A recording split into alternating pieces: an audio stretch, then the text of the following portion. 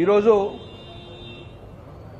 BRS party ప్రజాప్రతినిధుల delegation ఒకటి ప్రభుత్వ పరంగా చీఫ్ సెక్రటరీ గారు కలవడం జరిగింది.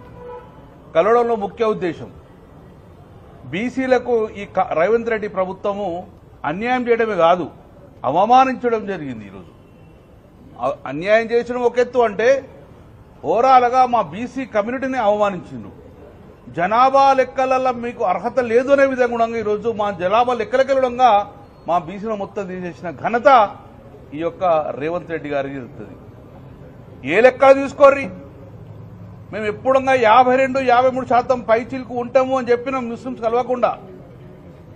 ఎక్కడ వేసినాడు కానీ ఒకటేసారి 40% చేసి 7-8% మా బీసీ జనాభాను ఈరోజు గొంతుకొచ్చే కార్యక్రమం చేసింది. కాబట్టి మేము మీడియా పరంగా రేవంత్ రెడ్డి సర్కార్ కూడా హెచ్చరిస్తున్నాం. ఇది తెలంగాణ గడ్డ మీద విట్ట ఏ ఒక్క బీసీ బిడ్డ కూడా ఈ సర్వేను ఒప్పుకుంటలేడు. ఈ రోజు తెలంగాణ రాష్ట్రంలో ఏ ఇంట్లో కూడా ఒక్కరు సంబరాలు జరుపుకుంటలేరు. సంబరాలు ఎవరు జరుపుకుంటారంటే మీ కాంగ్రెస్ పార్టీ ప్రతినిధులు గాంధీ భవన్ మాత్రం చెప్తారు, కానీ గాంధీ వాళ్ళు కూడా గ్రామాలకు సంబరాలు చేస్తే వాళ్ళని ఉరికించి కొట్టే పరిస్థితి ఈరోజు తెలంగాణ బీసీలు ఎదురు చూస్తూ ఉన్నారు. కాబట్టి బేషజాలకు పోకండి రేవంత్ రెడ్డి గారు, మీరు బేషజాలకు పోకండి, మొండి పట్టుగా పోకండి. బీసీలతో ఎవరు పెట్టుకున్న వాళ్ళు ఎవరు కూడా భూమి మీద ఎవరు నిలబడ్డ పరిస్థితి లేదు. కాబట్టి ఒకటే చెప్తున్నారు, బేషజాలు పోకుండా రీసర్వే చేయండి. సలహాలు ఇస్తున్నాం మేము, రీసర్వే చేయండి. నిజంగానే మీకు మా అసెంబ్లీలో తేన మాటలు మాట్లాడుతూ మీకు మా మీద ప్రేమ ఉంటే ఒకరోజు డెడికేషన్ డే పెట్టండి. ఒకరోజు డెడికేషన్ డే పెట్టి ఆ రోజు మొత్తాన్ని మధ్య కూడా ఎవరైతే వారి పేరు నమోదు చేసుకోలేదో, ఆప్షన్ కాలేదో అయినో వాళ్ళందరి పేరు నమోదు చేసుకోండి. ఆ గ్రామంలో ఒక లిస్ట్ తయారు పెట్టండి. ఇక మీ గ్రామంలో ఇంత జనాభా ఉంది, ఇలా ఈ క్యాస్ట్ వాళ్ళకి ఇంత ఉన్నారని చెప్పేసి ఓటర్ లిస్ట్ ఎట్లా పంపిస్తారో మీ జనాభాను అక్కడ తయారు చేసుకుని పెట్టుకోండి. మేము చూసుకుంటాం అక్కడ మా పేరుందా, మా పేరుకు మా కులం కరెక్ట్ ఉందా అని చెప్పి చూసుకున్న తర్వాత 3 రోజుల తర్వాత ఎక్కడ కూడా ఎవరికి అనుమానాలు లేకపోతే అప్పుడు మీరు జీవో పాస్ చేసే ప్రయత్నం చేసుకోండి. ఇది నీకు ట్రాన్స్పరెన్సీ నిజంగా నీకు చిత్తశుద్ధి ఉంటే, లేదు మేము గట్లనే 2011 చేసేపోయి మీకు గొంతులు పోతా అంటే మీరు చూస్తూ ఊరుకున్న పరిస్థితి లేదు.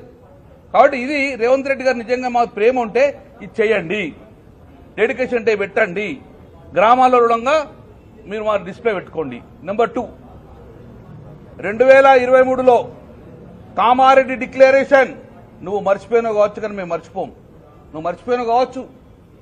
ఆ రోజు బీసీల ఓట్లన్నీ కొల్లగొట్టి నువ్వు గద్దె మీద కూర్చున్నావు. ఈ రోజు మా గూడులు కూలగొట్టే పరిస్థితి నువ్వు చేస్తున్నావు. నువ్వు బీసీలకు మీరు 42% చట్టాన్ని చేస్తా అన్నావు. సంవత్సరం మీద 3 నెలలైంది. గుర్తు చేస్తాం, అవసరమైతే కామారెడ్డికి పోతాం కూడా. మేము కామారెడ్డి చలో కామారెడ్డికి పెడతాం. కానీ మీరు మాకు ఇచ్చిన హామీలను ఎట్టి పరిస్థితుల్లో వదలము. మా ఓట్లన్నీ కొల్లగొట్టిరు, ఇది ఇస్తాం అది ఇచ్చేసేసి ఓట్లను బీసీలు ఓట్లు కొట్టుకుని 42% పక్కకు పెడుతున్నారు. కాబట్టి కామారెడ్డి డిక్లరేషన్ ఏది చేసిండో అది విధిగా మా బీసీలకు వాటా అందియండి.